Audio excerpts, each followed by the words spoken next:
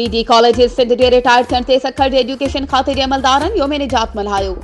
Government degree college boys Sukkur ॿाहिरां एहतजाजी मुज़ाहिरो करे नारेबाज़ी कई वई। उन मौके ते मरकज़ी media coordinator Huzoor Bakhsh Qureshi, deputy general secretary Sukkur region Azhar Hussain Mangi, ज़िले सदर सखर समीउल्लाह, जनरल सेक्रेटरी जान मोहम्मद जानी, अब्दुल जब्बार ऐं ॿियनि जो चवणु हो त डीडी कॉलेजिस असांजे मुलाज़िमनि सां नाइंसाफ़ी कई, जंहिं करे असां योम निजात मल्हाए रहिया आहियूं।